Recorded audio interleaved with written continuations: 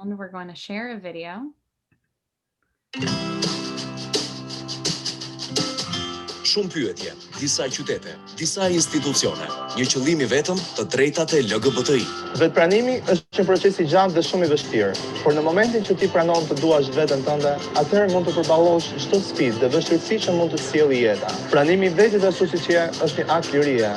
Ky akt lirie ka kostot e veta, por më ka ndihmuar të dua veten time akoma më shumë. Ne jemi të gjithë fëmijët e dikujt dhe kemi të gjithë të drejtat barabarta si qytetarët e këtij vendi. Liria në një kuptim më të gjerë është aftësia e gjithkujt për të vepruar e menduar me vetëvendosje të plotë. Është mundësimi i kushteve që qenia njerëzore të veprojë sipas zgjedhjeve të veta, edhe fal të drejtave të njohura nga ligji. Të vepruarit pa shtrëngime, sipas dëshirave, pa lënduar të tjerët. Është një domosdoshmëri dhe e drejtë legjitime. Asgjë nuk ka ndryshuar. Ata mbeten fëmijët tuaj.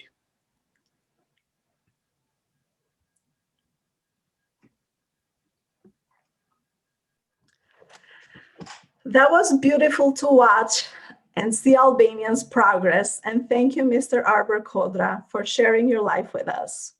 Good evening, Mir Brahma. I am Professor Anila Duro from John Jay College of Criminal Justice, also known as Sabiko, the Social and Racial Justice Warrior.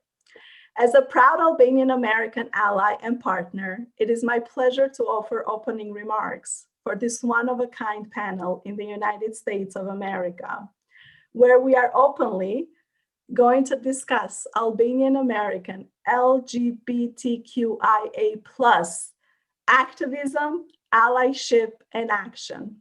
On behalf of John Jay College, whose mission is educating for justice, allow me to acknowledge that February is Black History Month. Black Lives Matter today and every day. If Albanian lives matter, so do Black lives matter. If Albanian heterosexual lives matter, so do gay, queer, trans lives matter. LGBTQ+ rights are human rights. John Jay College is an international leader on crime and justice. And today, together, we would like to recognize and celebrate Kosovo's 13th year of independence with a unique theme on gender equality and sexual liberation. We chose today's date for this event with a purpose.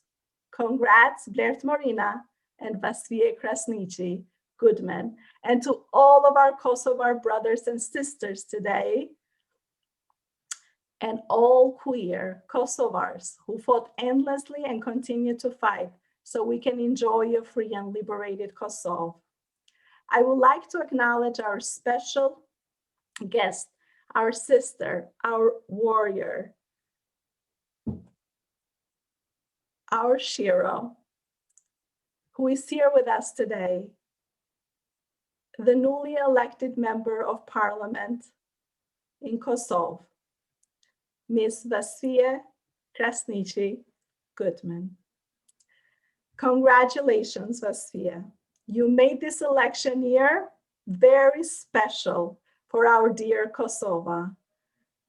Ms. Vasvije Krasniqi Goodman is a Kosovo-born survivor and activist, speaking out against sexual violence as a weapon of conflict and fighting to bring justice for the 20,000 plus women who were raped during the Yugoslav wars.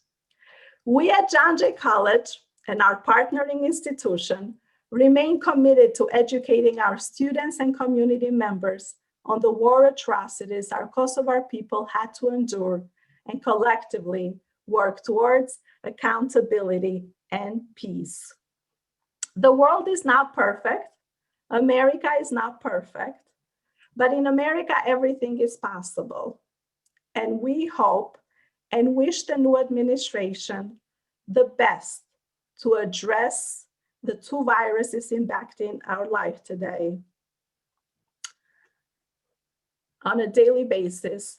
And those are COVID-19 and racism. I would like to take a moment of silence to honor all of the people we have lost to the war, this pandemic, and are due to police violence, as well as our queer and LGBTQ members who have lost their lives due to the community violence and isolation. Please join me for a minute of silence.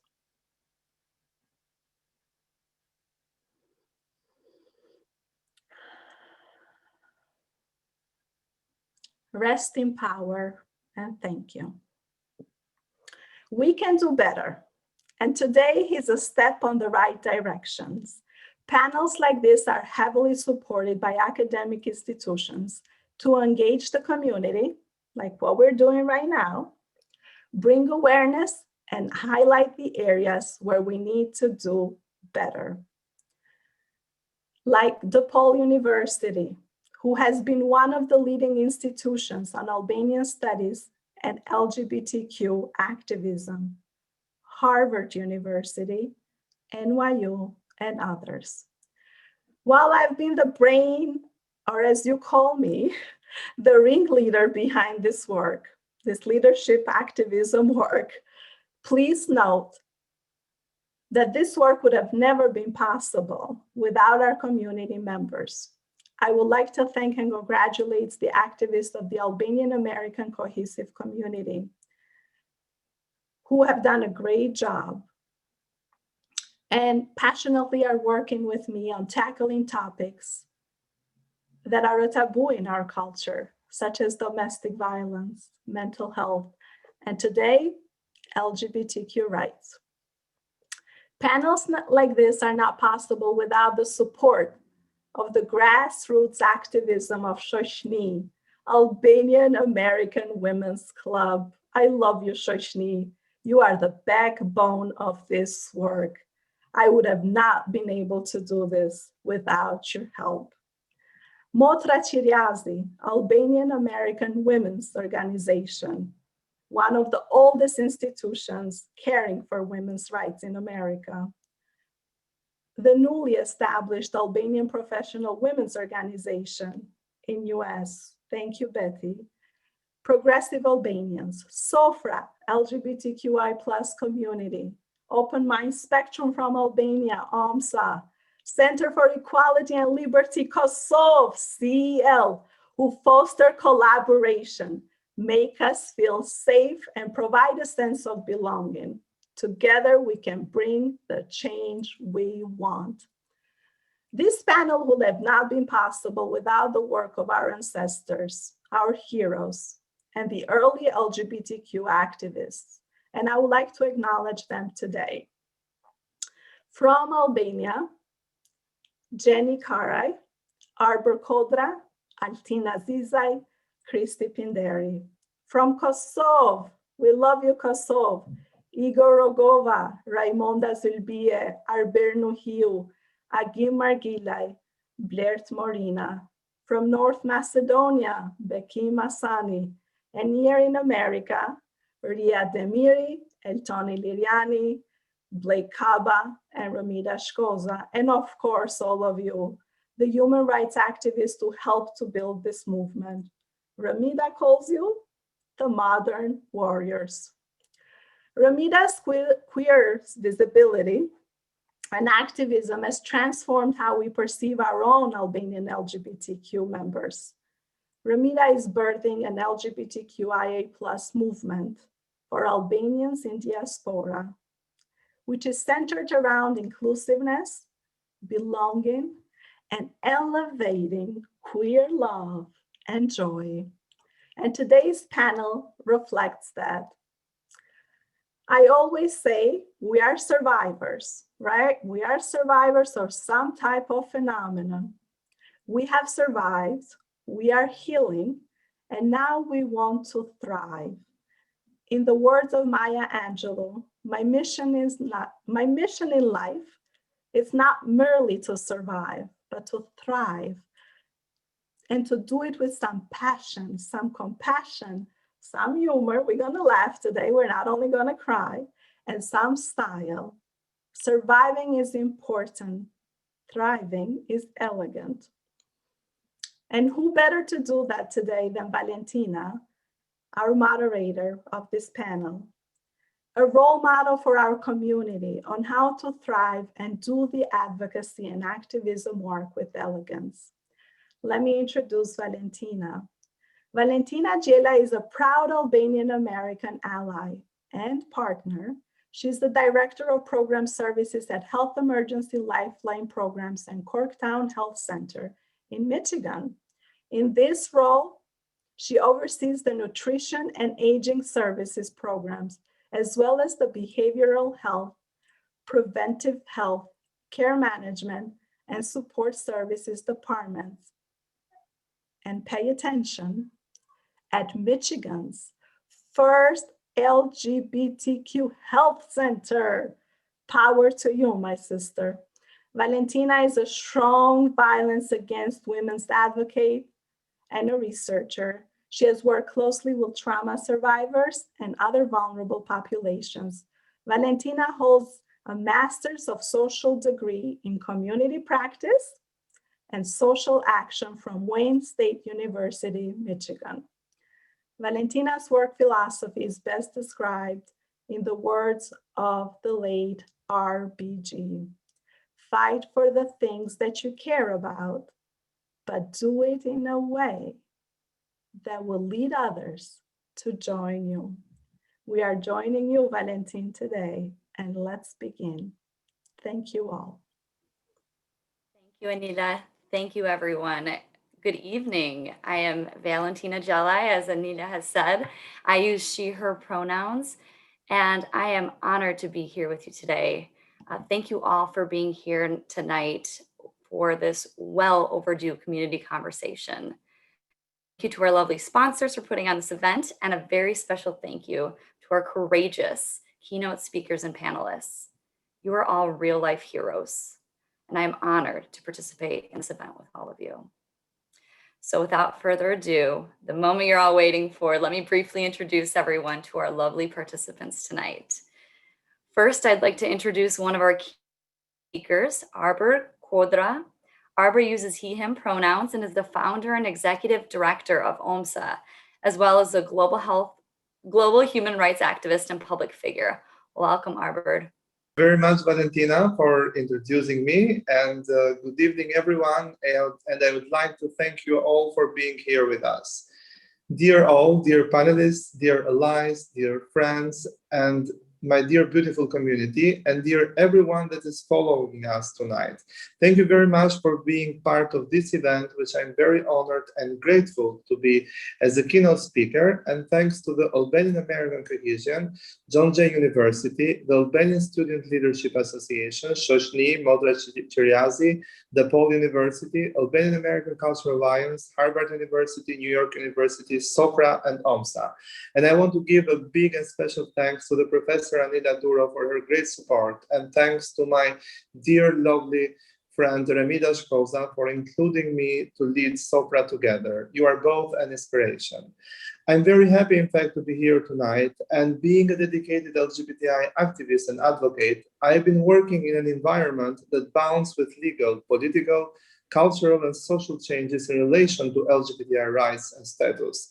Coming from a region of many complexities, similarities, and opportunities, and from a patriarchal country, my motivation and vision will strengthen my aspiration in the advancement of the status and the rights of the LGBTI people all over the world for this challenging issue by acknowledging the most vulnerable and providing the deserved attention to issues that matter to all of us. I have been one of the first in the group of the LGBTI activists in Albania back in 2008 to openly showcase my commitment to human rights and LGBTI rights in particular, and in the personal life as well as in the media. This commitment, in fact, is still reflected in my current work by engaging my own family as a model of unconditional love and understanding. My family members, for instance, have continuously offered their personal experiences of coming out to accept an LGBTI family member against all odds and despite social stigma and taboos. To this day, in fact, I'm very humbled and inspired by their initiatives and drive to support me in my cause. We all know our problems, and we have no need to search again for the root cause, but in fact to work to work and to act by bringing a workable solution. And myself, I'm proud to be in the generation of people who do not ask what others will do for them, but they try to change the reality themselves. And in fact, we are the examples. The difficulties of coming out in Albania are multi-dimensional and involves family, community, societal acceptance, as well as a vague integral institutional response. And the consequences of coming out vary from life-threatening situations to career breakdown and social isolation. Difficulties and direct consequences are potentially encountered, in fact, by members of the LGBTI community, regardless of their economic status, education, profession, or age. The difference lies in the type of potential consequences that must be faced. The difficulties are related also to survival and the existence, career destruction costs, and other difficulties. In fact, when I discovered my sexuality, I was 13 years old during my puberty age, and I would have never thought that I would have been an activist by that time, because I really got scared of myself and of who I was. But then, like with passing of time, I got inspired and I got the motivation to work and to live my life and to be a voice for the others that does not have it. There are a lot of changes, in fact, that has happened in the Albanian legislations, changes in the constitution, changes in the creation of the law on protection from discrimination in 2010, the resolution of the parliament in 2015, national action plan, the penal code changes, labor code, the family code is not changed yet. Also, the 16th of May of last year, that it was banned the conversion therapy from the order of the psychologists. And this makes Albania the 6th country in Europe that prohibits such therapy. And this decision is significantly important for LGBTI adolescents, whose parents often force them to undergo this conversion therapy in the hope of changing their sexual orientation and gender identity. Regarding the work of OMSA, the organization that I lead, OMSA goal is to have a free Albanian society where every individual can enjoy full rights and freedom.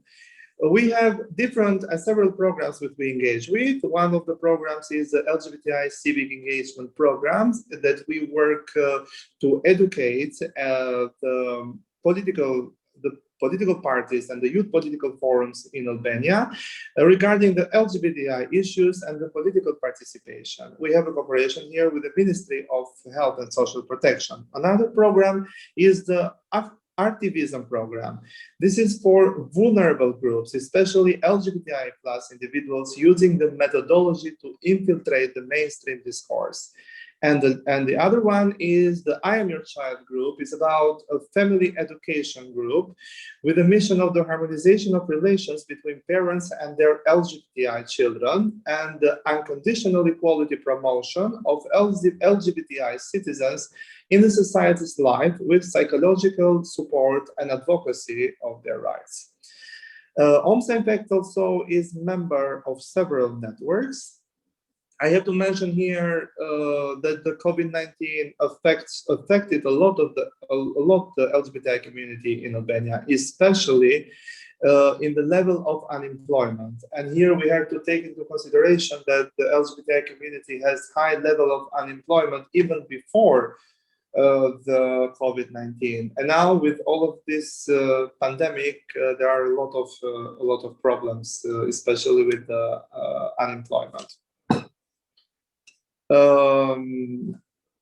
Regarding my activism, I would say that I will continue my fight for justice, transparency, and equality, and by bringing new energy and new enthusiasm, because I feel it's crucial for us to be connected to other people, not only in the Balkans, but also in Europe, in America, and all over the world.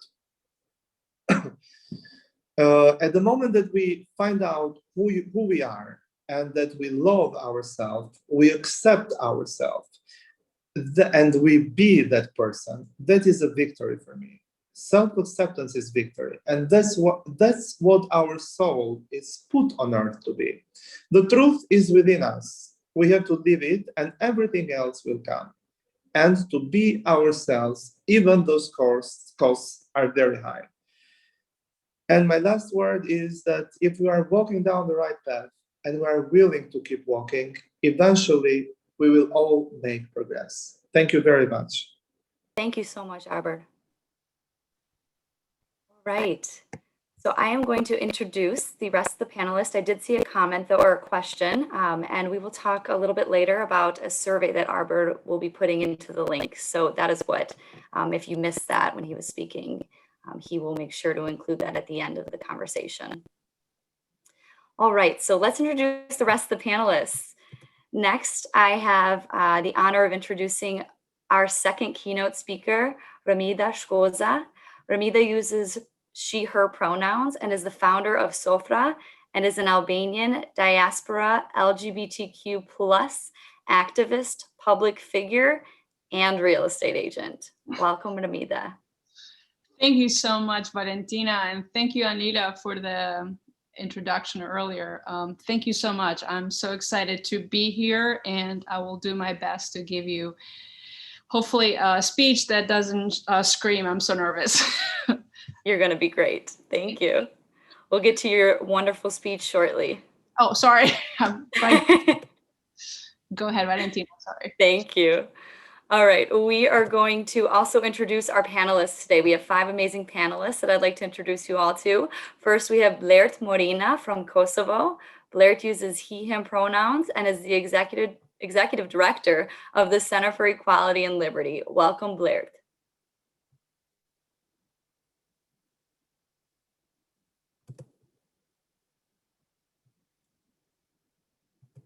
You know what? How about I just get through to everyone and then we'll have folks say sorry, hi. I just had problems unmuting myself. Hi, everyone. Good evening. Good morning. I'm really honored to be with you today. Thank you very, very much from the bottom of my heart for organizing this event. I mean, it's amazing to gather and to share our stories. So thank you. Beautiful. Thank you, Blair. All right. Next, we have Nick Nikic. Nick uses he, him pronouns and is an attorney and creator of @Bread, Salt, and Earth. Welcome, Nick. Thanks so much, Valentina, and thanks everybody for joining. As Valentina said, my name is Nick Nikic. My pronouns are he, him. I'm a lawyer here in New York City, where I was born and raised to Albanian parents from Montenegro. I'm gay, I'm married, I live with my husband in Westchester. And I am here for a very specific message for people like me who were born in the States and raised in the States. And that is that no matter what it is that you are going through, no matter what it is that you're experiencing, there's just no way that you're able to understand today the wonders that wait for you at the other side of that experience. And so hope to touch more on that in a bit, but in the meantime, look forward to meeting the rest of the panelists as well. Beautiful. Thank you, Nick. We also have Ace Begu here with us today. Ace uses they, them pronouns and is an amazing LGBTQ plus activist. Welcome, Ace. Hey everyone, I'm Ace. I use they, them pronouns. I'm grateful to be here. I'm gonna keep it short for now, but I'm really excited to hear what everybody has to say. Thank you, Ace. Next, we have Blake Kaba. Blake uses she, her pronouns and is an executive chef and LGBTQ plus activist. Welcome, Blake. Hi, everyone. Përshëndetje. Super stoked to be here and so excited for all of this. So I'll talk a little bit more later. Wonderful. Thank you, Blake. And last but certainly not least, we have Adi Zanelli. Adi uses he, him pronouns and is an artist, filmmaker, and activist. Welcome, Adi. Hey, how's it going, everybody? I'm also going to keep it short because I have maybe way too much to say. So to condense it, we'll talk a little bit later. But I'm really happy to be here. Really happy to see all these amazing faces. Wonderful. Thank you so much, Adi. All right. So let's now turn it over to Ramida. Ramida will tell us a little bit about the LGBTQ activism work that she's been doing and discuss the climate here in America. The floor is yours, Ramida. Thank you very much, Valentina. All right, here we goes. Can you guys still see me? I just want to make sure. Valentina?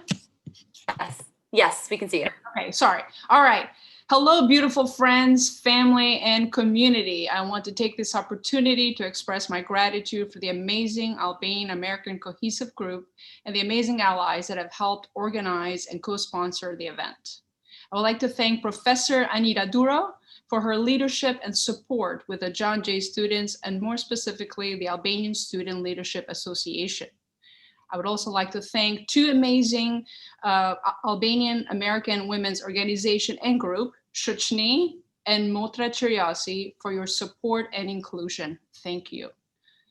A heartfelt appreciation for Professor Gasmen Kaplani and the amazing students at the Albanian American Cultural Alliance at DePaul University in Chicago for supporting the launch of SOFRA. I would like to thank Harvard, NYU, and Columbia Albanian Students Associations for your support towards queer visibility.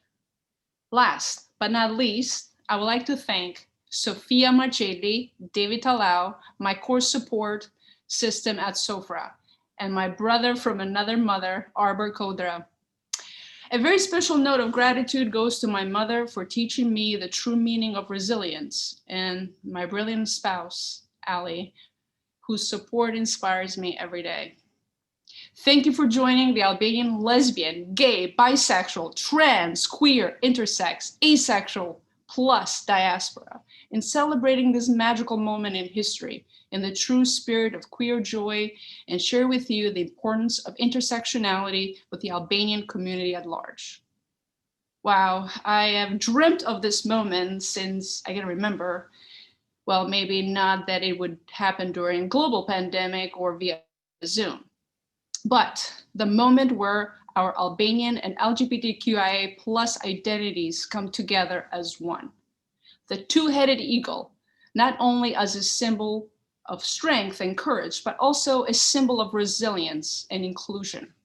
Holding up the vision that as diaspora, we can authentically reconnect to our roots and come into our true selves. Inspired by a speech from the late Mr. Rogers and one of my heroes, I would like to invite you to join me in a simple exercise. Please close your eyes. Take a deep breath in and slowly let it out. Now imagine you are surrounded by your favorite people that love you and you love back, and that you are sitting around a communal set table. Take in the smell of the delicious food, the brilliant colors of the dishes and platters, the warm embraces, the vibrant energy of the music, and the sweet sound of laughter. Now savor this experience for a few seconds while it nurtures the heart and it opens the mind.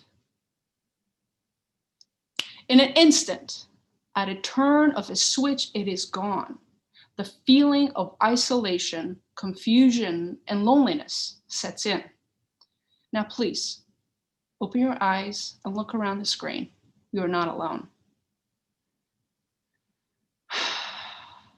For me personally, the feeling of isolation as a refugee and a queer person has been constant and constricting at times.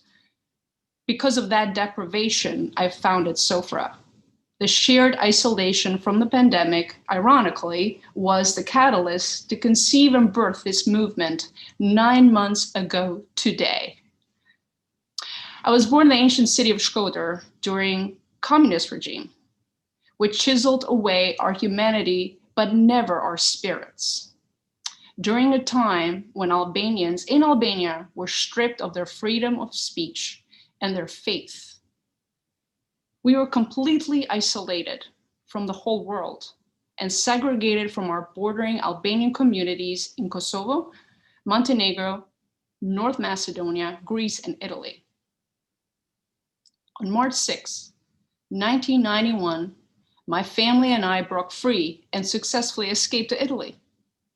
The refugee journey was scary and very dangerous. In fact, I almost drowned at age 12 trying to climb a ship that was leaving that night. The morning of March 6th, I went to school like every other day. By nightfall, I was standing soaking wet in a ship filled with thousands of freedom seekers.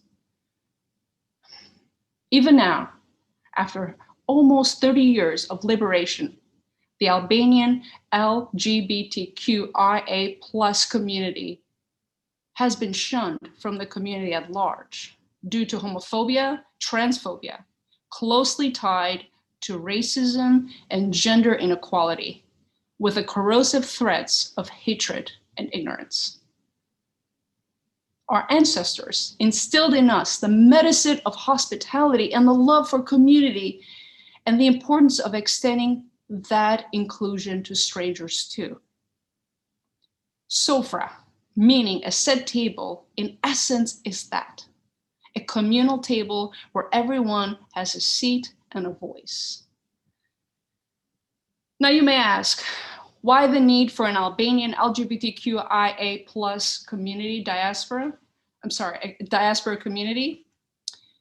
Even in the US, we have limited liberties. Our fight for equality continues.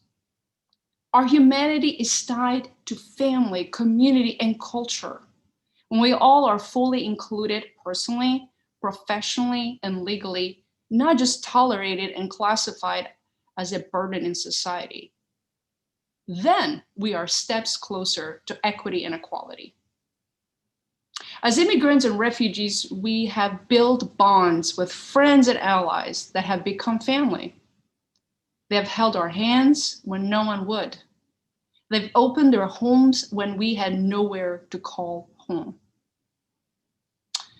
I invite the Albanian diaspora to work together to elevate our culture and build a new and inclusive legacy as a champion for all human rights. And to my beautiful and courageous Albanian LGBTQIA+ community, I want to say, you are a blessing and you are a gift and you matter. And our time to be part of that liberation is here and is now. Please join the SOFRA movement to uplift our voices and to have a seat at the communal table. Thank you very much. Beautiful. Thank you so much, Ramida.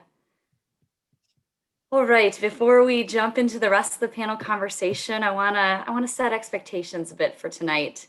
You know, the purpose of this panel is not to necessarily educate the public or our community on historical context or how to use pronouns or how to parent children who are coming out or questioning. The purpose of this conversation is for visibility. It's to share individual stories, journeys, and to offer a safe space for our community to share, ask questions, and have a conversation. Now, I want to warn folks, a lot of emotions are going to come up during these conversations. I mean, for me, they already have, and I'm sure others can relate. Today might be a bit triggering, so please, at any time, feel free to leave the call, join again. You can totally join. Stop sharing your screen if you need a minute, or if you need assistance, please contact any of the resources we're going to share in the chat. Remember, take care of yourself first. I also want to remind folks that it's okay to be in your feelings. These are difficult but necessary conversations. And participants want you to learn from their experiences and journeys. So it's all right to feel things as we open up the conversation and discussion today. It is important for us to work through our emotions as a community. And just to the panelists and speakers, I want to say, I cannot tell you enough how amazing and courageous you are. There are many people here that are participating on a call that are going to be moved by your stories, that you are going to make all the world of a difference for them. I want to remind everyone else too that the purpose, the intent of this conversation is to highlight and celebrate queer joy. We acknowledge that there have been struggles and issues, and we want to hear those. We want it to be raw. And we want to discuss how fulfilling it can be to become in your own skin and still love the fact that you are Albanian. we know, as Ramida hinted and alluded to, other cultures experience things similar to our own. But today is about changing the Albanian American narrative and moving to a place of acceptance and celebration within our own community. So let's hear from our panelists and a few of our allies. First, I'd like to hear from Blair. Blair, we are so excited to have Kosovo represented on this panel. Please tell us more about yourself, the activism work you're doing, and anything else you'd like to share.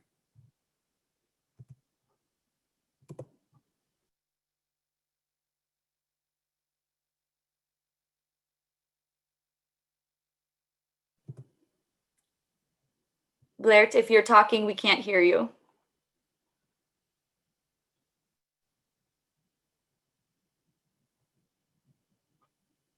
We might be having some tech issues. Okay. Okay. Can you hear me now? Yes, beautiful. Perfect.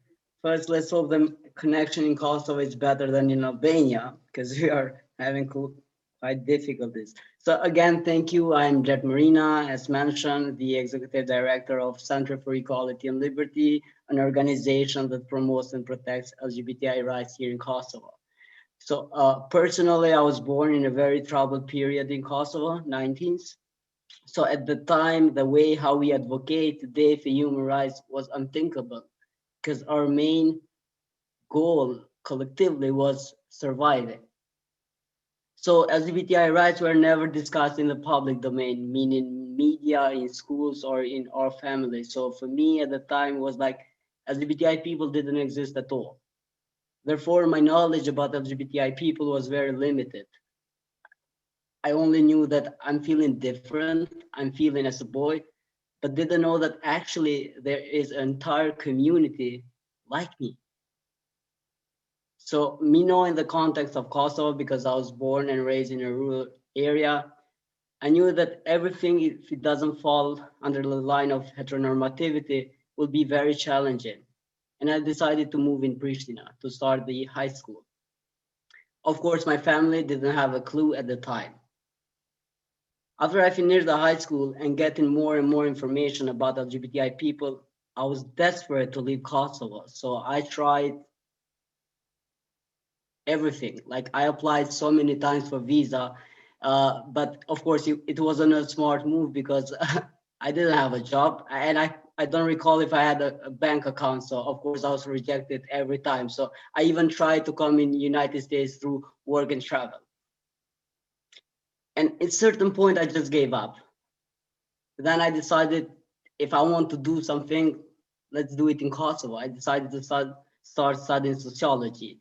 At the time that I was studying sociology, I somehow came in touch with the LGBTI organization in Kosovo.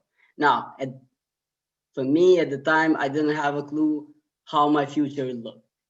Because I think that in Kosovo, everyone is an activist, is a feminist. The only choice that we have is just to choose the battles. Because we do have so much challenges in Kosovo that the moment that you're born, you are an activist. But by empowering myself, I was becoming constantly more and more aware about the challenges that vulnerable groups faces. So then we decided in the CL to combine our personal experiences and to develop different programs, starting from trainings in high school, training with police, judges, prosecutor, psychological support for LGBTI community, offering a safe space for LGBTI community, sheltering in Albania, as we still do not have a shelter in Kosovo, students of social sciences, and so on and so on. But beside our work, me personally, I was still struggling because I wasn't open. And me coming open at the time to my family, I was thinking that actually it would be even more difficult for me to live in Kosovo, because I was sure by stories that I heard from our LGBTI people in our drop-in center, I was sure that my family actually will not accept me. Because I didn't have the clue that actually the support of my family will become my strength, because when I came out, my family was not supporting me, but they were embraced it so much that then I thought how much I lost actually by not coming out earlier.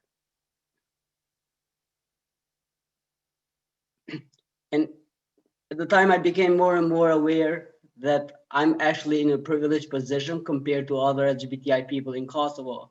So that position somehow enabled me to be more vocal and to become a visible activist, if I may call it. Therefore, beside my activism, I also started transition 3 years ago. But with transitioning, when I started transitioning, I also seen that in order to fulfill my journey, I have to change my name and my gender mark in my official documents. Therefore, in April 2018, with one of my lawyers and a good friend of mine, Rina Kika, we decided to officially start the battle against Republic of Kosovo. Now, do not please misunderstand me. I do love Kosovo, but I think that there's enough room to educate our institution when it comes, especially to transgender people. So we decided that my case would be open publicly, because we knew that in the same time it will contribute to raising awareness. At least all the transgender people don't have to face a difficult journey, because I think that it's quite hard if you start transitioning, if you work for LGBTI organization, and in the same time you're going public and you are suing your country. Because let's face it, I mean, LGBTI people in Kosovo, at least Kosovo is ranked the most homophobic country in Western Balkan.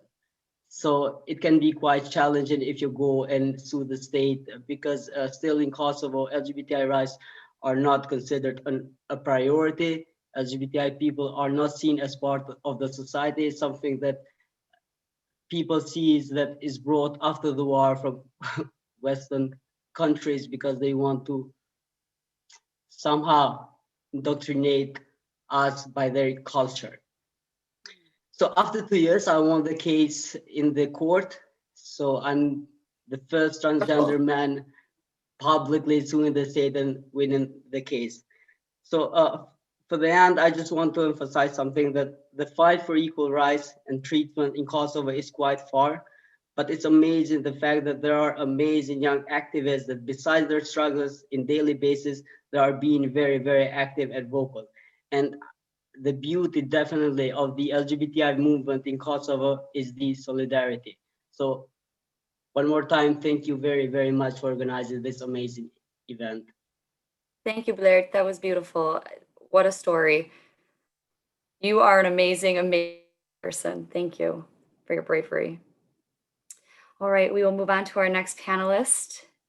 Nick, you were born in the US, so definitely a different life experiencing, I'm assuming, excuse me.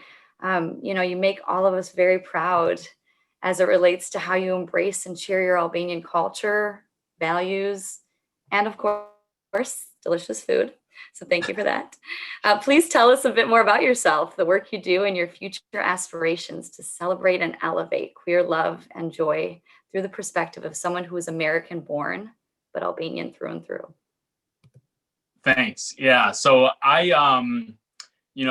count myself pretty honored to be included on a panel with folks like Blair and like Ace and like others, Arbor, etc., who, have trod a quite a different path than I have. I personally, as you can see, am a white person. I'm a cisgender male. I grew up, I was very lucky enough to grow up on the Upper East Side of Manhattan, where my dad was a super. And so, while culturally, we still had a very strong Albanian identity, which obviously comes with, a patriarchal and, so like a patriarchal background, as well as a healthy sense of mare or turp. So I had that part of my background as I was growing up, but also lucky enough to grow up in a very kind of progressive society where I saw lots of people very different from myself, very different from my family. And so, I really did get the benefit of having exposure to that.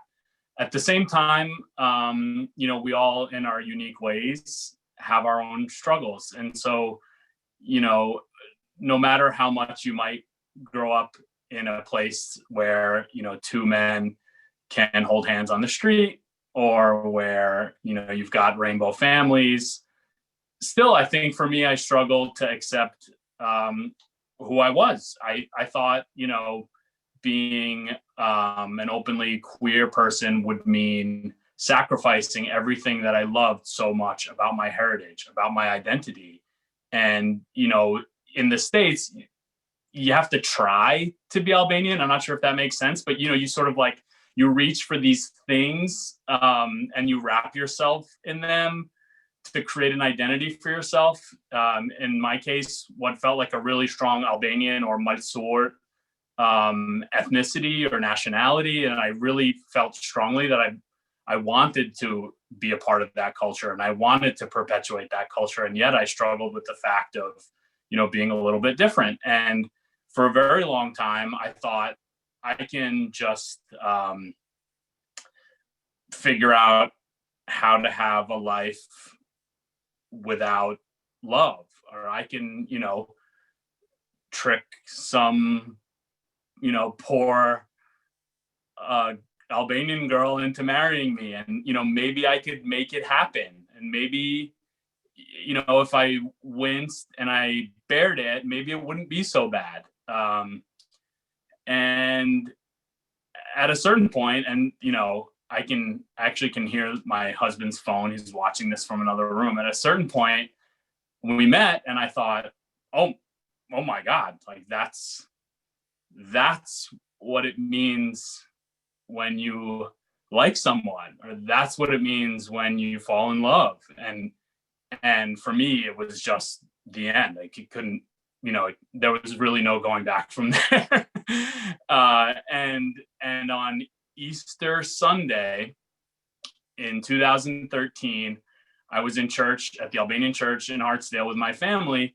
And I swear to you, the homily was about, you know, the message of Easter being reborn and born into new life. And I remember, and this could be, you know, my funny brain's way of like making this all make sense. But I swear to God, I remember the priest saying, why are you looking for life among the dead? Or why are you know, you can't seek life among the dead. And in my head, this voice is like, you're gay. It's like, you can't be straight. Like, why are you seeking life in that dead idea? And so I did it. And, you know, I think it came as a little bit of shock to my family. And I think, you know, it took me however many years of my life to realize it, and to realize that was my path. And so I didn't blame them for taking the time that they needed to understand it, to, you know, to mourn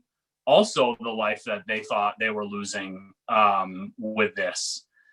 But my dad said something to me that night, which I will really never forget. And he said, I loved you since the day you were born, and I love you even more today than I loved you yesterday. And you know, and these things just started to feel right. And of course, for years after that, you know, I struggled with how to make this work, and I struggled how to connect it with, you know, my friend group or my own family. And, you know, little by little, as it happens, gur gur bahet mur, right? Like, stone by stone, you're able to build this lovely castle. And so that's my message for kids like me who, you know, I don't, you know, I've been so blessed to be born in the United States and born in the time and place in which I was born. So I don't pretend to be an activist. I haven't, you know, been out there exposing myself to the kind of actual violence that folks like Arbor and Blair have. So I don't at all pretend to be there, and I don't pretend to be sort of, you know, at their level. But I do hope that if anyone is on this chat, if you have your camera off and you're thinking, you know, you're starting to see inklings of yourself in this story, I just want to say that there's so much joy out there. There's just a marvelous future for you. And so if you want to talk, I'm available. My handles on Instagram are Nick Loves Vegeta and Bread, Salt, and Hearth. And I bet I could even put you in touch with someone really lovely like my mom if your parents want to talk. And so I'm here. And sorry, I think I took a lot longer than I was supposed to, but I got wrapped. No worries. Okay. Thank you. Love you so all. much, Thank you so Nick. much for joining. Thank you. All right, let's turn it over to Blake. Blake, you are a star in our community. Your culinary expertise and love for the Albanian culture with, of course, some LGBTQ plus sparkle has been so beneficial to the youth and people of all ages in the Albanian American community. And I just learned you can sing. Tell us more about your journey, your work, and your desires for the next generation. Well, first, hi again. I just want to start by saying thank you for just putting this on. I'm very honored to be a part of it because a lot of our voices need to be heard, and this is the best way to express that. And I might turn my video off at some point because I'm very emotional. I'm Blake Kaba. I go by she, her. I was born in Struga, and I immigrated to America when I was 12 years old.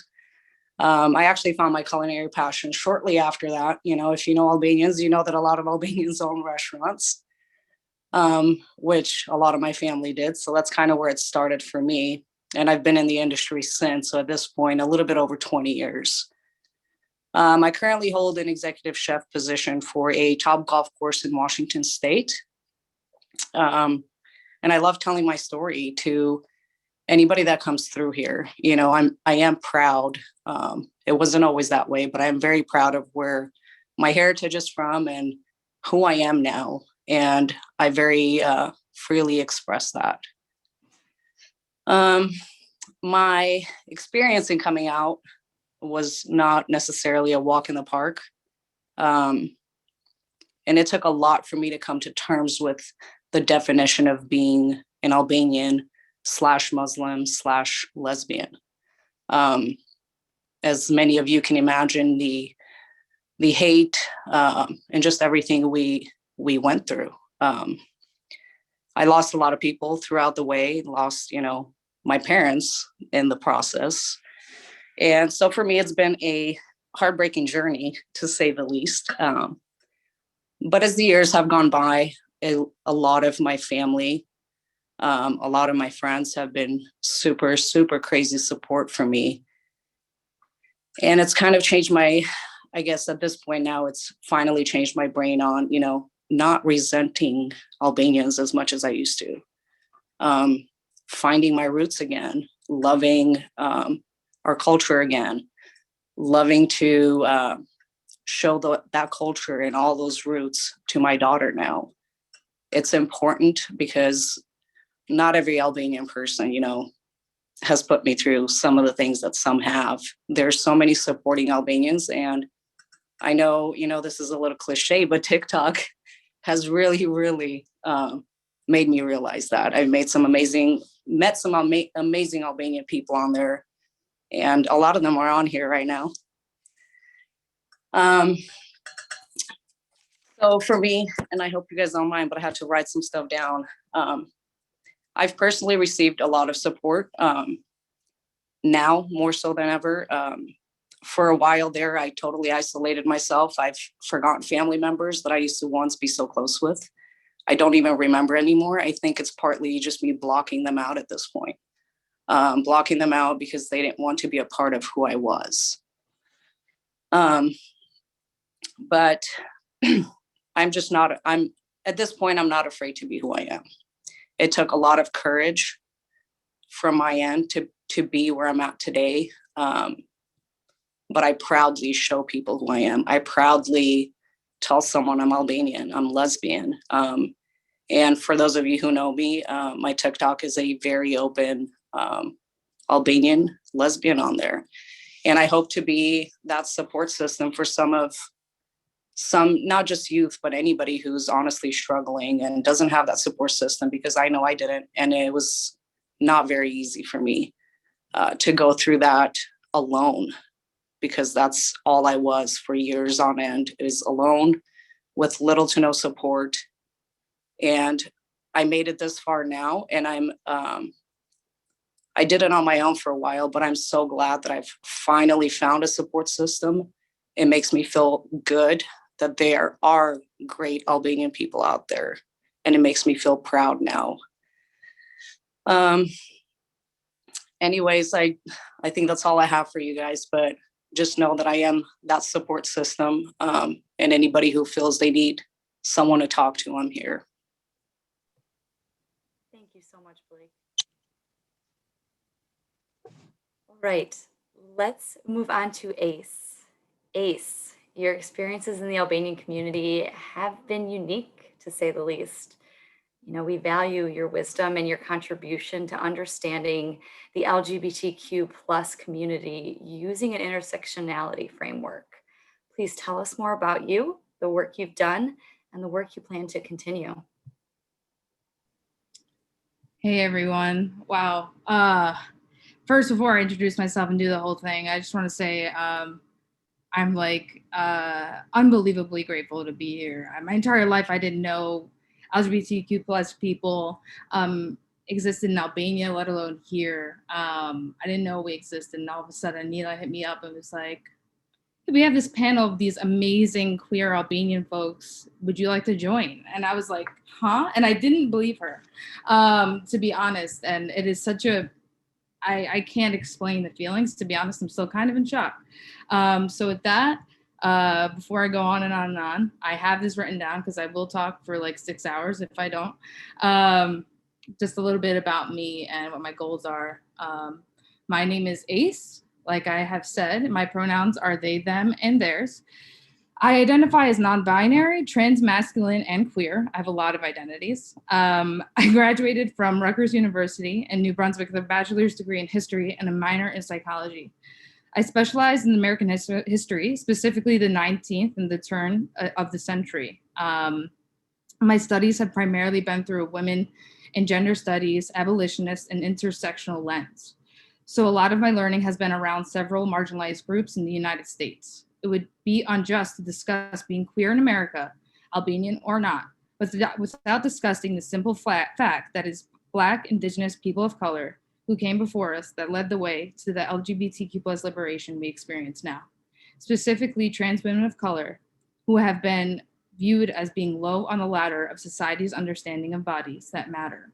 We must honor them, continue to do the anti-racist work, and hold ourselves accountable for our own internalized and externally portrayed racism if we want to be truly free.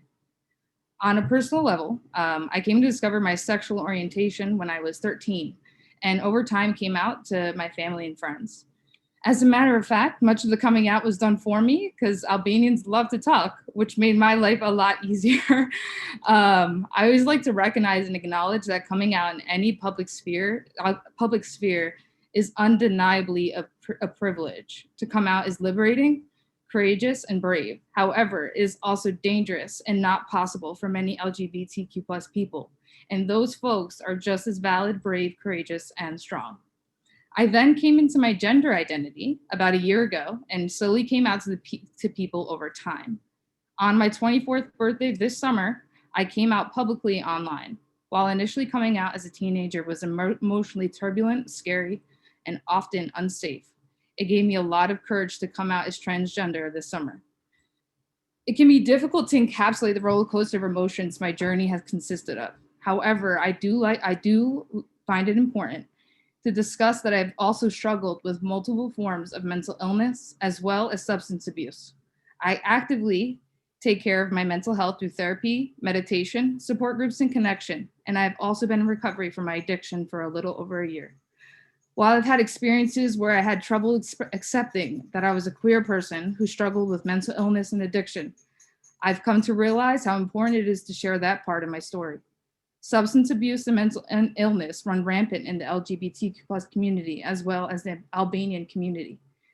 As someone who has the privilege to survive these things and live through these things, I find it essential to tell those who might hear it that you really do not have to do it alone.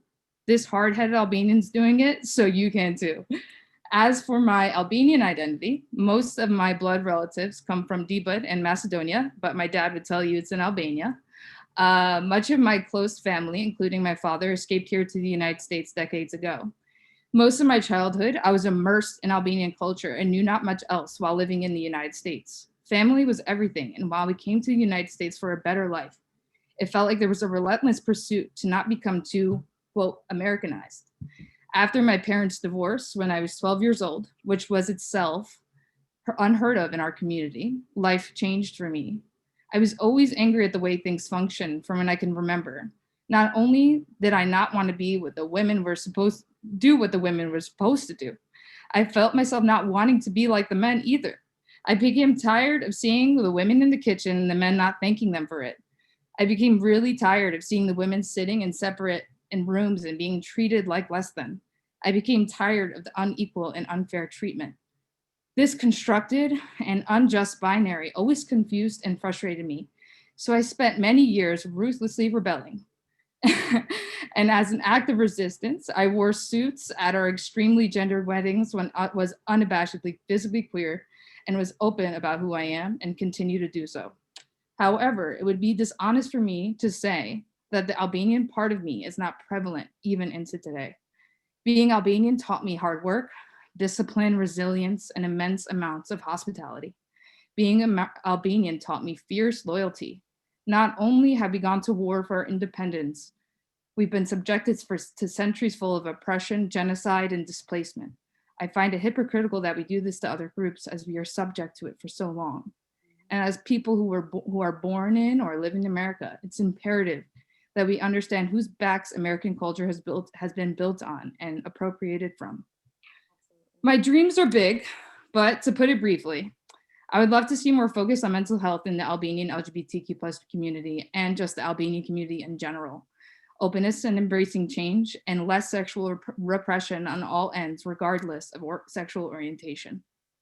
Using what being Albanian has taught us to uproot systemic oppression resiliently, to hold true to ourselves and be unapologetic. How excited we get to see fellow Albanians in a public setting.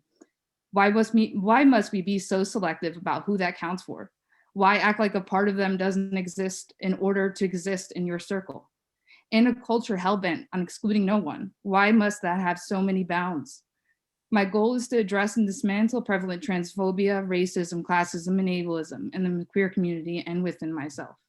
And my goal is to see us love hard, and most importantly, to embark on journeys to loving and knowing ourselves. Thanks, guys. That's all I have. Thank you, Ace. That was beautiful. All right, last but certainly not least, Adi, your thoughtful, unique, provocative educational materials and art sparks conversations that may be considered taboo or stigmatized in our community.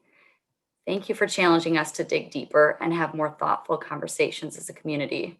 Please tell us a bit more about you, your accomplishments, and your hopes and dreams for our community. Hey, how's it going? Wow, okay. Last but not least, so many amazing stories. I have to take a second to calm myself down. Okay, so my name is Ari. I was born in New York City and I currently live in Ridgewood, Queens. My mom is from Pristina and my dad is from Uchin. I'm a visual artist, filmmaker, and writer.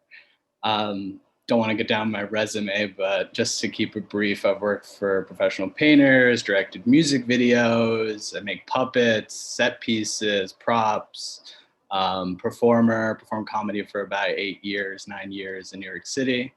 So there's a lot, but I want to be a little bit modest here. I've also been involved in activism since I was a child.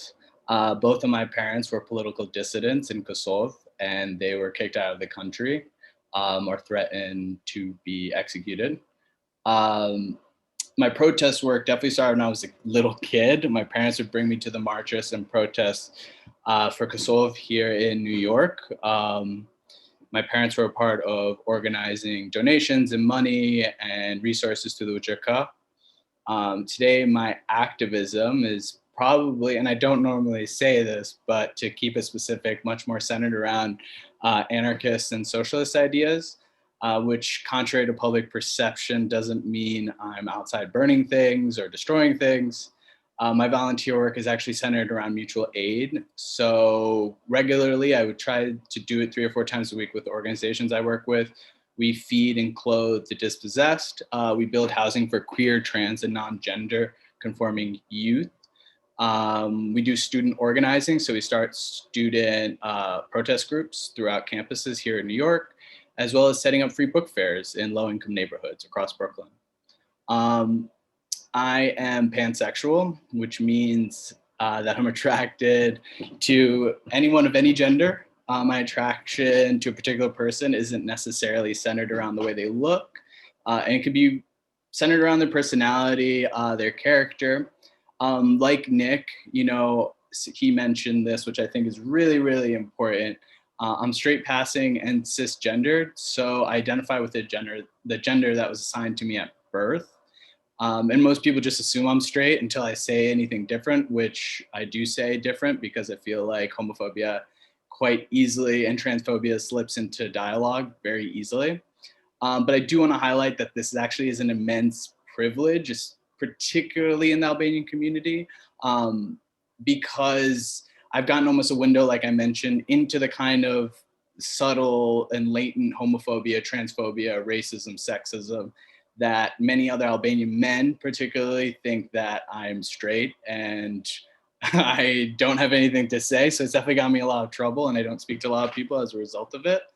But at the most important core of it, I don't have to sacrifice who I am and how I express myself because of how I look. But particularly, I guess, you know, while we're here, just to talk a little bit more about queerness. Being queer has almost always been confusing for me, especially when it comes to being Albanian. I've always felt like I was living a bit of a fractured life. It feels like, you know, you have one foot in and then one foot out, one in America and the other for me back in Kosovo. And being queer was not accepted in either of the places. Either way, I wanted to come out into whatever community. It would basically mean some sort of excommunication or conflict. I have to also say that there's so much anxiety, so much panic for me. It really involves, I guess, and most of the people here have spoke about it within their particular instances and lives, sacrificing who you are in order to appease and be a part of your family, be a part of your community, and feel like you belong. And having to figure that out in America is probably twice as difficult because Americans don't understand Albanian culture as easily. But overall, it is intensely isolating. And yeah, I think a big part of my journey as well, and, you know, coming to this conversation, was drug addiction. I was definitely addicted to drugs for a large part of my 20s. As a result of trauma, I think epigenetical trauma, having family from Kosovo and Yugoslavia in general, and like what they had to go through, as well as my own queer identity. I've been out to my friend group and my community minus my family for about 5 or 6 years or so. And only recently have been deciding that I want to come out to my family formally.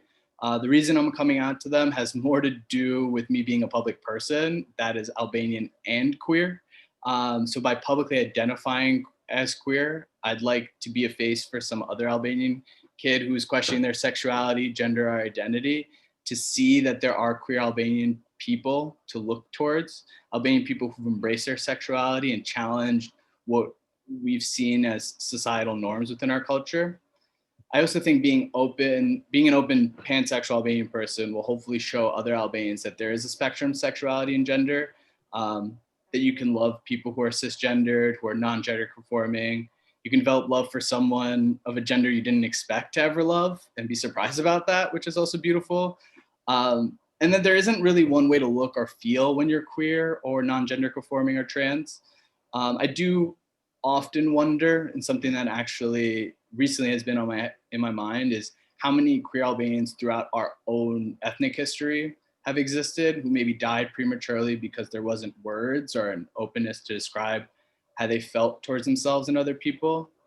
And when it comes specifically, I guess, to my artwork and the films I want to make, this is definitely a reoccurring theme that I want to address, is the strictness, especially in Kosovar culture, of family and extended family, and I guess the strict roles that we have to occupy, and how we're not really armed with the language nor the culture to explain these feelings and these connections. I'm also really interested in using film and art to increase visibility around not only queer Albanian lives, but around our culture as a whole, especially within the diaspora. I want to also highlight currently right now in Kosovo, I'm really proud of the arts and film community there with the recent awards that films like Hive and August House have won, and the sort of recognition Kosovar filmmaking is garnering right now, and it's all women led, which is very, very beautiful to see. But yeah, just generally, if I can create sort of stories that change the dominant cultural narrative, and specifically the Albanian narrative, I know it will serve as a beacon for other people who need someone or something to know that they aren't an awful human being because of the way that they feel or the way that they love. And I think as a closing note here for myself, what's happening tonight in this event will hopefully reverberate outside of these virtual walls. I think there's a lot of hope here and a lot of commitment, a lot of questions. But I also think we should want more than hope, because hope, in my eyes, can get you through a night, but hope alone won't get you through a year. We need to turn that hope into action, specifically community action, action in the form of education, protest, dialogue within our communities, in order to start confronting sexism, racism, homophobia, transphobia, and all the other henchmen of fascism. We need to educate ourselves and raise the consciousness of ourselves as well as those around us together. And with that, we'll also end this idea that activism is for like a chosen few people. I think that we can all be activists. And I hope that after this, we can start really putting together an organization like Ramida has suggested and Anilia, with actual activists in tow. Absolutely. Now, I don't like to normally end on a quote, but I think this quote is particularly awesome to me. It's by Howard Zinn. He said, what matters is the countless small deeds of unknown people who lay the basis for significant events that enter history. They're the ones who've done it in the past and are the ones who will do it in the future. Now, I think this meeting and event are one of those small actions that with immense hope and direct action can snowball into something greater. Thank you. Absolutely. Thank you so much, Adi. All right. Thank you all for sharing those experiences and some of your hopes and dreams with us. I don't think I have the words. We are truly humbled, though, by this experience and hope to continue to grow as a community together. As a reminder for folks, we don't have any breaks scheduled, but if you need to step away for any reason or need support, please do so. Resources are available. I know we're running a bit behind here. We started a bit late. If folks have to hop off at 8:30, feel free. But we're going to continue the conversation just a little bit longer because I wanted to turn the microphone over to our Albanian American Cohesive Community allies. As many of us know, allies are important to any movement and conversation. And today we ask that some of the allies contribute to this conversation. It is absolutely not our intent to shift focus from the group, but as a team here, we thought it would be beneficial to share some of this space with allies before we start or before we kind of continue these conversations later. Our goal is to foster a desire to learn, even though we recognize that mistakes can and will happen. We just, of course, apologize and move forward. As allies, we need to contribute to this work and strive to learn how we can better support our brothers and sisters who identify as LGBTQ. So first, let's hear from our well-known community activist with over 30 years of experience, Ariana Matalia, who is the Deputy Director of the High Neighborhood House in New York.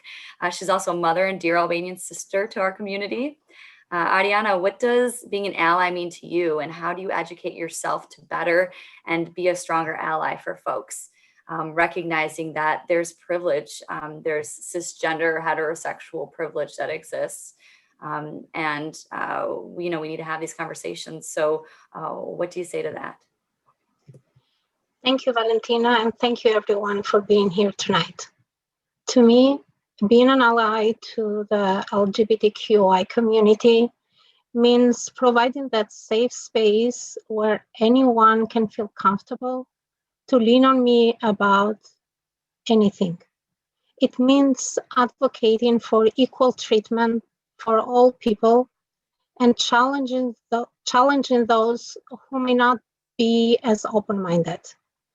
It also means raising my children to be open-minded and to see that love has no boundaries. As an ally, I try to learn to embrace and respect all people, no matter what their identity is.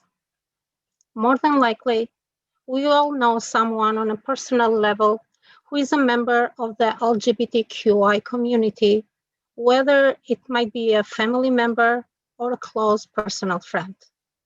I always try to be cognizant and advocate that everyone treated with dignity and respect, no matter what race, age, gender identity, or sexual orientation they identify for themselves. I see my family member and numerous friends not as different because they identify as LGBTQI+, but as absolutely, undeniably, beyond measure, a human being worthy of the love in my heart. In my opinion, being an ally has nothing to do with changing my personal beliefs, but it has everything to do with influencing my behaviors when it comes to equity of treatment. As an Albanian American activist, being an ally to me is advocating together and reaching further as a team to spread knowledge, to raise awareness and mutual respect for all humans, regardless of sexual orientation, preference, or belief. Recognizing and accepting the special attributes of all people. I want to keep it short, but I'd like to close it with a quote from Pope Francis. Who am I to judge? And let us always remember the words of Saint John of the Cross. In the evening of life will be judged of love alone. Thank you. All right, let's now hear from Lgbti, who is a special education paraprofessional. I like to think of her as the backbone of our community work, a vocal activist and fierce supporter for the LGBTQ plus community, and a strong, liberated mother. Betty, same question to you. Good evening, everyone. I am Betty. I'm a mom. I'm a ally. I'm an activist. I am your next door neighbor. I love. That's all I know, and that's all I'm doing. As a parent, our duty is to love our children no matter what and how they come and what they I find that most parents find it easy to love their typical children, but then when something turns out to be a little different, we forget how to do that. I work as a paraprofessional in the special education field, and I see that on a day-to-day basis. And I just want to ask all parents a question. It costs us nothing to love our children, regardless of how they come and what they are and what they love. But just imagine what could cost an LGBTQ child if we don't. It could cost them their life. Are we willing to pay that price? Because I know I'm not. I'm not willing to pay that price. I am willing to accept every one of you and fight for you for everything that you deserve and all your rights that you deserve to have like everybody else. I want to remind us that us as Albanian, we come from a place called Mbare. Turp, some of it call it shame. But I also want to remind you that there is a little thing that my grandma used to say, that si e cila çudi për 3 ditë, which means every wonder lasts 3 days. So are you willing to lose your child for the 3-day wonder? I just I will want to leave you with that thought. And I'm proud of who I'm becoming, and I'm proud of who I'm showing my children to be. And I am here for anyone who needs me for anything, advice, talking to your mothers and your families. So anything you need me, I am here for all of you. Thank you. Thank you so much, Betty. All right, so now let's hear from Swada Tsunai, who is a middle office analyst at an equity firm, a survivor, an activist, a modern warrior who uses her professional and personal experiences to empower others and becomes a stronger ally through that work.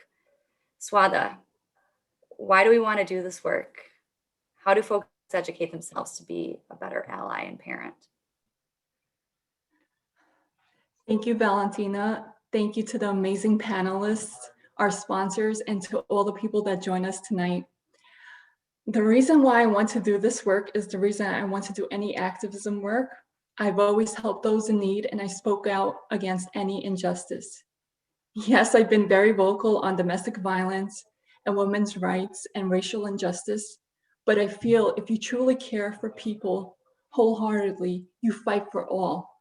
One cause does not have more relevance than another. I believe it is my duty as a human to speak out against any person suffering, against prejudice, against discrimination, and against any kind of abuse. I'm also raising two amazing kids that I'm very proud of, which maybe you might hear my son in the background on Xbox. I've noticed that kids do not do as you say. They learn by your actions, and and they become the adult you are. To raise good adults, you need to lead by example.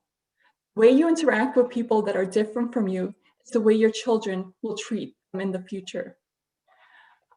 The way I educate myself is, I've been fortunate enough to live in New York City and go to a public school where I'm exposed to all kinds of diversity. I've become friends with individuals from all ethnic backgrounds, religions, socioeconomic class, and even different sexual orientations. We acknowledge and respect each other's differences.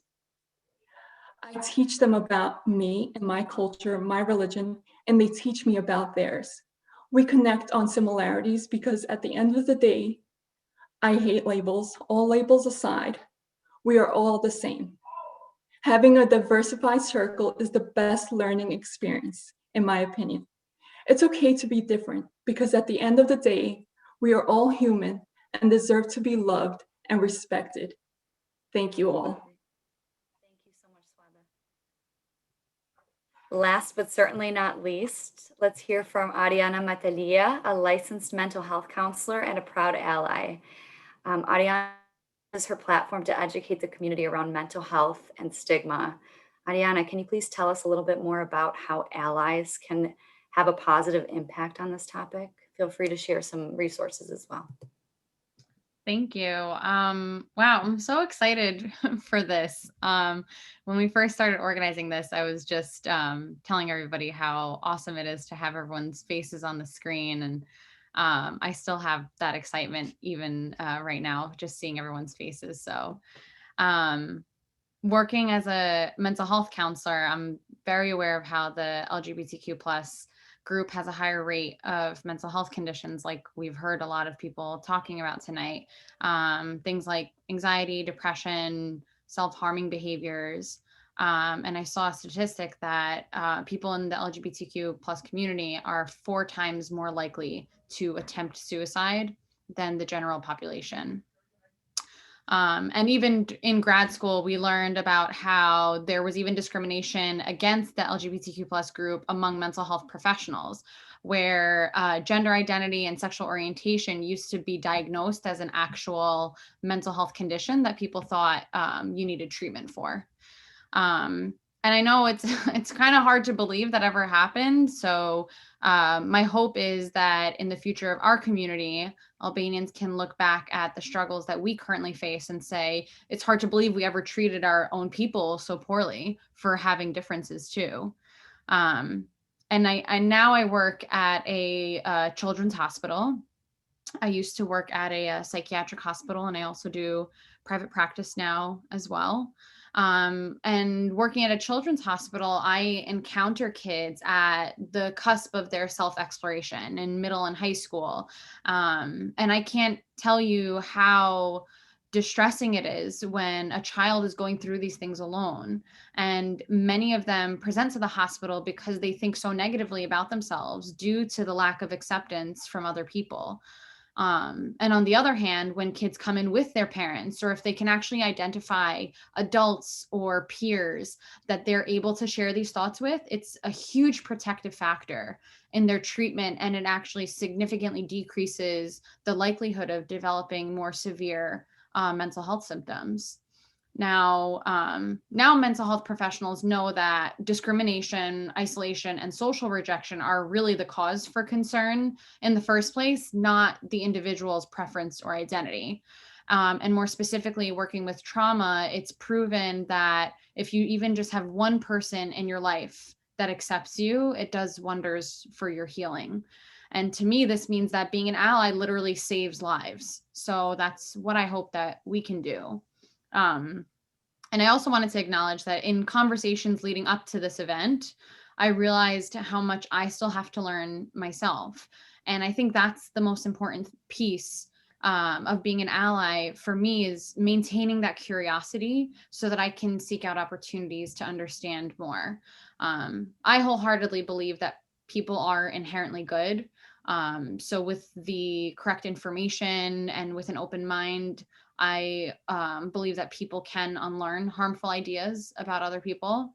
So I hope we can educate and share these messages and share these stories. And thank you guys so much for allowing me to be a part of this space. And Valentina, I'm gonna hand it back to you. Thank you. Well, thank you all for your insights. It truly is, it's helpful in framing the conversation. And as many people have said, it's important to note that a lot of learning and growing goes into being an effective ally. I want folks to remember that it's not the responsibility of people who identify as LGBTQ plus to educate on these topics. Resources exist, and we can share those with you. Many organizations, pride themselves on doing this work. They offer LGBTQ plus 101s, and free resources are available online and pretty much everywhere. So if you're in Michigan, my organization is happy to help. If you live in other organizations, we can definitely connect you. All right, so I know we're running way behind, but let's open it up to the audience for just a moment. I wanted to see if anyone had a question or comment, and I believe, Vasfia, you wanted to add something to this conversation. Thank you. My emotions are so high because I know what it's like to speak against something that is such a taboo back home. Okay. I just want to tell everybody I am so proud of them for coming out, and know that I will support you no matter what. Right now, I'm speaking on my own behalf as a Vasfia Krasniqi, not as a politician, not as in anything, until I take an oath. But I will always stand by you, no matter what. I am a mother of two. I love my daughters unconditionally, and everybody should, no matter what they choose to do in their life or who they choose to love.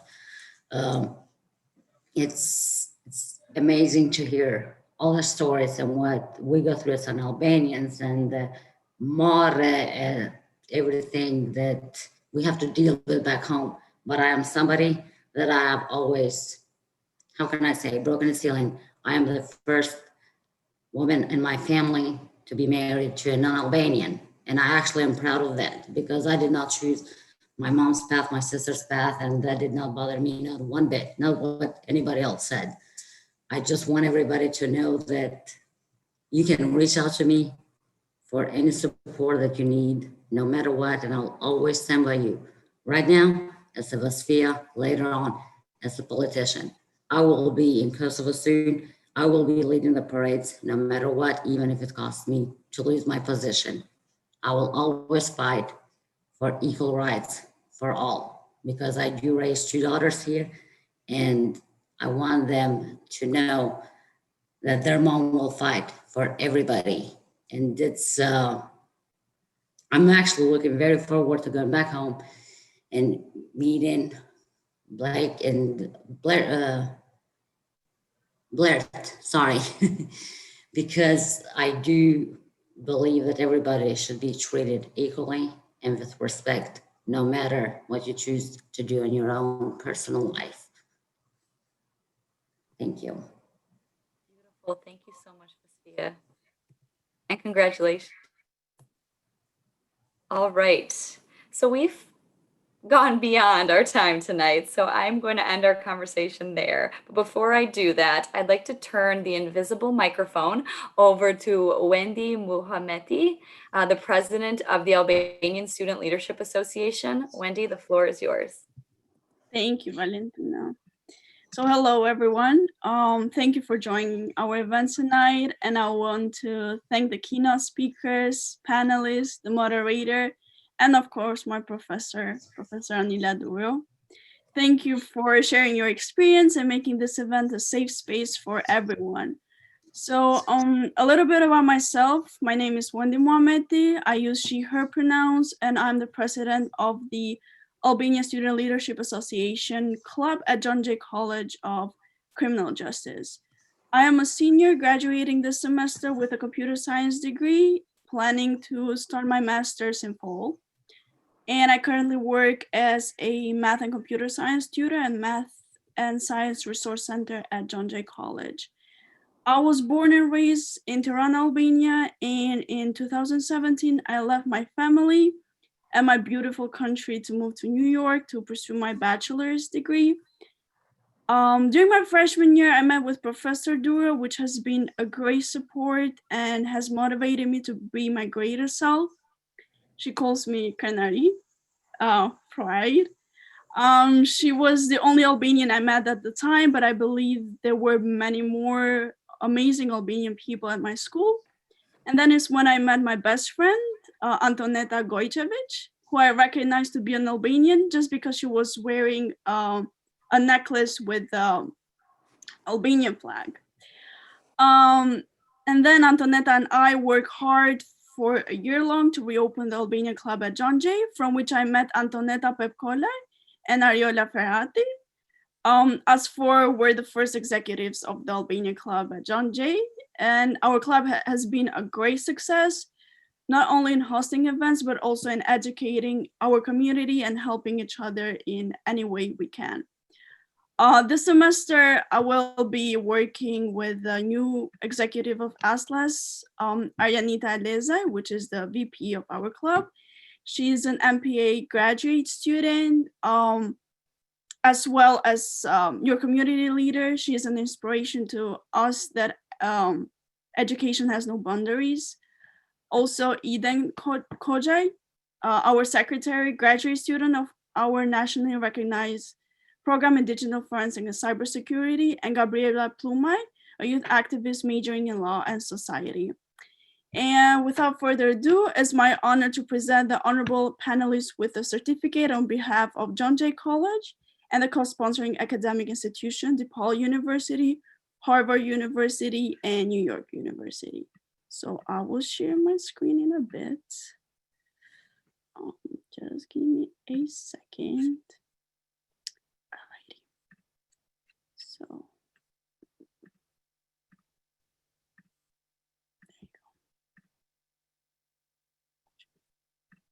Alrighty.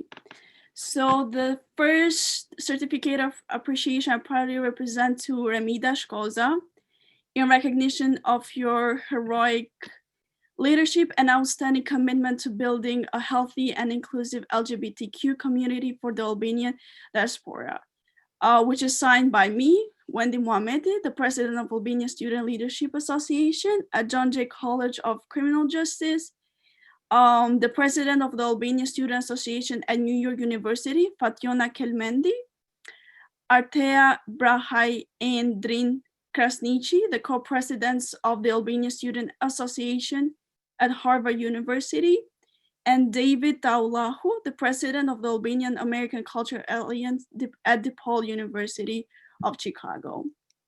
The next certificate is going to be presented to Arbor Kodra in recognition of your groundbreaking work on activism, policy advocacy, and legislative reform in Albania to protect and elevate the rights of the LGBTQ plus community. The next certificate of appreciation is probably presented to Blair Morina in recognition of your outstanding leadership and activism to reform and enforce the human rights laws in Kosovo, and your commitment to protect and elevate the rights of LGBTQ plus community. The next certificate of appreciation proudly presented to Nick Nikic in recognition of your commitment to preserving the Albanian culture with pride and being a role model of the Albanian American LGBTQ plus community.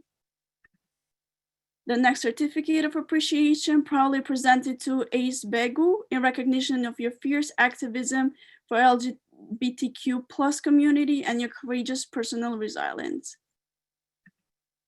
The next certificate of appreciation proudly presented to Blake Kaba in recognition of your lifelong commitment and activism for the LGBTQ plus community and your perseverance of human rights. The next certificate of appreciation proudly presented to Ari Zanelli in recognition of your efforts to showcasing visibility and dignity of the LGBTQ plus community through education and art. And the last certification of appreciation goes to Valentina Dielai in recognition of your outstanding partnership and commitment to elevate the LGBTQ plus rights, educate, and empower the society.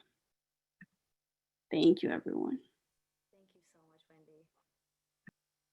All right, so thank you all for participating in this critical conversation tonight. I am truly blown away and inspired by our conversation, and I hope we can all continue supporting one another moving forward.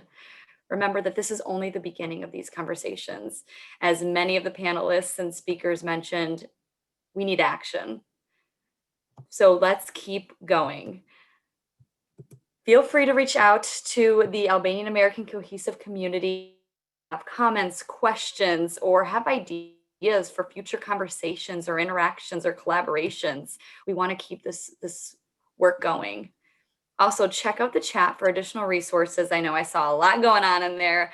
Additional resources related to just LGBTQ plus education, LGBTQ plus resources, anything you may need. And also, I think the AACC put their email in there, so feel free to reach out to them for anything else.